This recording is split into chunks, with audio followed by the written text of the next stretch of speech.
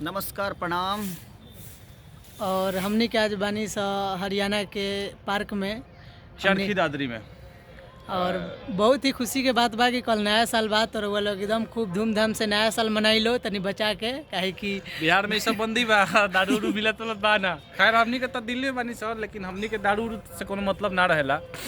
लेकिन हम जितना भी हमारे भाई लोग बा यूपी बिहार, यूपी तो चालू बा, बिहार के भाई लोग से हम कहत तनी कि कल नया साल बा 1 जनवरी बा, तो अपना घर परिवार के साथ खूब धूमधाम से अपना घर में नया साल के एकदम शुरुआत करी लोग। और हमनी के तरफ से पूरा दिल से शुभकामना बरुआ सबके। एगो गाना बहुत जबरदस्त छूटा रहे कि मरेला टावर पर चढ़ल बनी, और एगो नया साल के भी गाना छूटा रहे कि जौन बहुत अच्छा रिस्पांस मिलल। कर तू जनी नया साल आरामनी गइए हरे नखरा न कर तू जनी नया साल आरामनी नया साल आरामनी अरे नखरा न कर तू जनी नया साल आरामनी। एकदम मजा बा, गीत में बहुत मजा बा। एकदम काले बजाई लोग पूरा एकदम मुर्गा उर्गा तनी भुजाए एकदम दियर में पार्टी होके खूब एंजॉय होके। लेकिन बचा के सब लोग से कहब कि बचा के, काहे कि प्रशासन बहुत टाइट बा बिहार के हमनी के।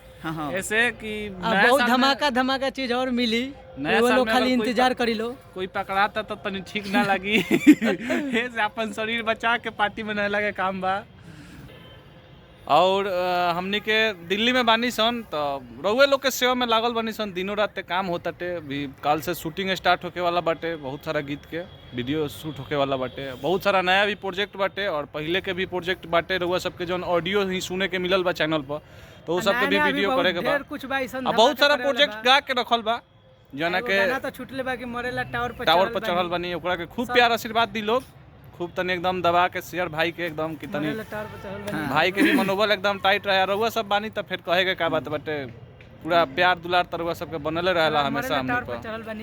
कि तोरा प्यार में पड़ल बानी, कि तोरा प्यार में पड़ल बानी, मुवेला टावर पर चढ़ल बानी। कि तोहरा प्यार में पड़ल बानी, मुवेला टावर पर चढ़ल बानी। बहुत ही अच्छा गीत बटे। एकदम मजा से एकदम सुनला काम बटे। तनी दबा के लाइक शेयर कमेंट एकदम कि मनोबल हमनी के एकदम बढ़ल रहो। रउआ लोग के प्यार के जरूरी और दिन रात मेहनत होता टे।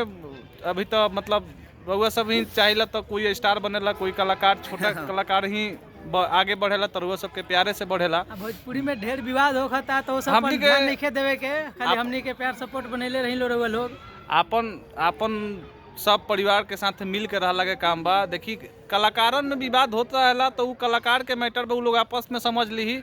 हमनी के आपस में कुछ कहला के जरूरत नहीं है। आम पब्लिक से हम ये कहब कि अपन में कुछ कहला के जरूरत नहीं है। अपना में अपन मिल व्यवहार के रहे के बटे। कलाकार के विवाद बा तो कलाकार के कोनो जाति ना होला, कलाकार में हमेशा विवाद होत रहेला। एक बा, सब कलाकार एक बा। कलाकार के विवाद पर कभी भी हम रउआ लोग से कहेम कि पर विशेष रउआ लोग फोकस मत करें, अपना पढ़ाई लिखाई पर और अपना कैरियर पर फोकस करी लो। सॉन्ग भी आवेला बा, जबरदस्त सैड सॉन्ग बा एगो, रउआ लोग अभी नहीं से सुना सकत, काहे कि ऐसे ही देखत तनी लोग कि तुरंत मैटर उठ जाता है। 12 बजे दूसरा गाना चढ़ता तो उहे गाना 6 बजे दूसरा कोई के चढ़ जाता। ऐसे कोनो गीत हमनी के एगो गीत लिखिला स तो बहुत मेहनत से लिखिला स, काहे कि हमनी के छोटा कलाकार बनी सन, हमनी के पूरा दिमाग खेपाइला स तो एगो मैटर तैयार करिला स। तो ऐसे कुछ सुनाएम सना चैनल पर मिलम सर, डायरेक्ट गाना जब रिलीज होई तो चैनल पर मिलल जाई। ठीक बा, तब नया साल के ढेर सारा शुभकामनाएं, प्यार आशीर्वाद बनौले रही लोग।